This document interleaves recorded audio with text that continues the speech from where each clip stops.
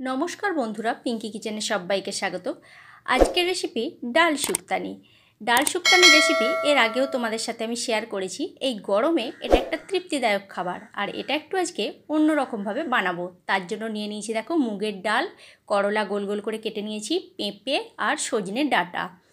তোমরা চাইলে এখানে পেঁপের জায়গায় লাউ ব্যবহার করতে পারো, লাউটাও ভালো লাগবে খেতে। গ্যাসের ফ্লেম অন করে কড়াই বসিয়ে দিয়েছিলাম। কড়াই গরম হয়ে গেছে। কড়াইয়ের মধ্যে প্রথমে আমি মুগ ডালটাকে ভেজে নিচ্ছি।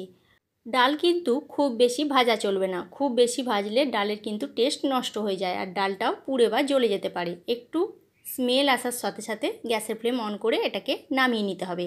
নামিয়ে ডালটাকে একবারই ধুতে হবে ভালো করে জল দিয়ে। বারবার ধুলে ডালের যে ভাজার যে গন্ধটা, সেই গন্ধটা কিন্তু চলে যায়। এবারে ডালটা আমি সিদ্ধ হতে দিলাম। ডালের সাথে একবারে পেঁপেটাও দিয়ে দিয়েছি। পেঁপে আর ডাল সিদ্ধ হওয়ার মাঝখানে আমি একবার ঢাকনা খুলে ডাঁটাগুলোকে দিয়ে দিয়েছিলাম।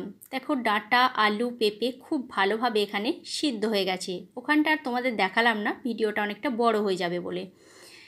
এবারে দিয়ে দিলাম হাফ চামচ মতো হলুদের গুঁড়ো আর দিয়ে দিলাম স্বাদ মতো নুন।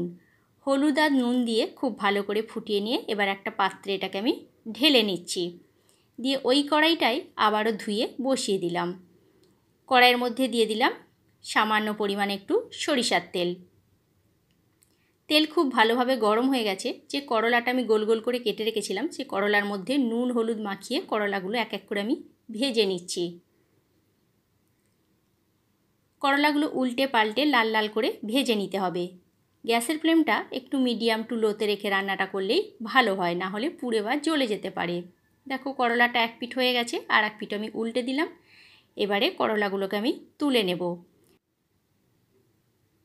এবারে ওই তেলের মধ্যেই দিয়ে দিচ্ছি একটি শুকনো লঙ্কা, একটি তেজপাতা আর ছোটো চামচের 1 চামচ রাঁধুনি। শুক্তোতে কিন্তু রাঁধুনি দিলে খেতে বেশ ভালো লাগে। দেখো ফোড়ন ভাজা হয়ে গেছে। এবারে এই পর্যায়ে ডালটা আমি এর মধ্যে ঢেলে দিলাম। ডালটা ঢেলে দেওয়ার পর ফুটতে শুরু করে দিয়েছে। পেঁপেগুলো খুব ভালোভাবে সিদ্ধ হয়ে গেছে। 2-1টা পেঁপেকে আমি খুন্তি করে একটু চেপে চেপে ম্যাশ করে দিলাম। দেখো ডালটা ফুটতে শুরু করে দিয়েছে। এবারে এই পর্যায়ে দিয়ে দিচ্ছি ভেজে রাখা করলাগুলো। করলাগুলো দেওয়ার পর মিনিট 5 আমি এখানে এটাকে ফুটিয়ে নেব। এবার একটা ঢাকনা দিয়ে ঢেকে দিচ্ছি মিনিট 5 জন্য। মিনিট 5 পর আমি আবারও ফিরে আসব। দেখো মিনিট 5 আমার এখানে হয়ে গেছে। এবারে আমি ঢাকনাটা খুলে দিচ্ছি। ডালটা কত সুন্দর দেখতে হয়েছে। দিয়ে দিলাম স্বাদ মতো চিনি।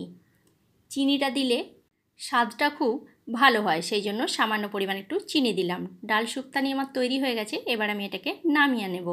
কেমন লাগলো বন্ধুরা আমার এই রেসিপিটা অবশ্যই কমেন্ট করে কমেন্ট বক্সে জানিও তোমরা। আর আমার চ্যানেলে নতুন বন্ধু হয়ে থাকলে আমার চ্যানেলটা সাবস্ক্রাইব করার অনুরোধ রইল। আজকের মতো তাহলে এইখানেই।